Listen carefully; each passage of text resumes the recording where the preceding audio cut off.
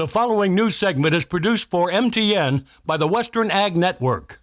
Now, here's your Farm and Ranch report from the Montana Ag Network. Hi everybody, it's time for your Farm and Ranch news.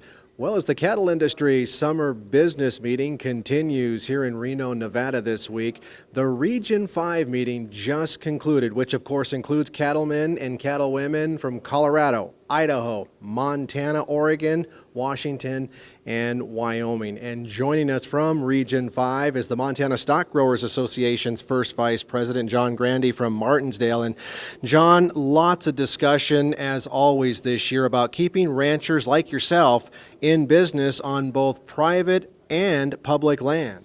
We were able to have a really good discussion this morning, Russell. As always in Region 5, we share the same issues because we're from the same part of the country, share a lot of public lands issues, but other issues. One of the key things we talked about this morning was the whole land use, land ownership. We continue to see this, government agencies buying more land and taking it out of private hands, NGOs buying land and turning it over to government agencies. They've recently had in Wyoming a big purchase of a big good-sized ranch that has been turned over to the BLM.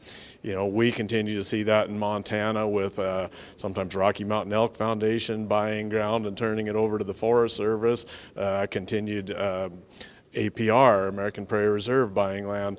And so the big discussion of where do we go with this, because of the impacts of this, you're taking land out of private ownership and turning it into the government. The government hasn't necessarily been good at managing the lands they've got, and also you take that off the tax rolls, which affects local counties, local schools, big impact. And so the discussion, where do you go about that? It's easy to say that we don't like that, but there is support for these programs in a lot of the country. And just, you know, what can we do about that as far as building coalitions to work together on these issues? And really just all the more importance of belonging to a state association or a national organization like the National Cattlemen's Beef Association to help with that very big subject that's impacting a lot of Western cattlemen and women. Stay with us. We're going to talk some more with John Grandy right after this.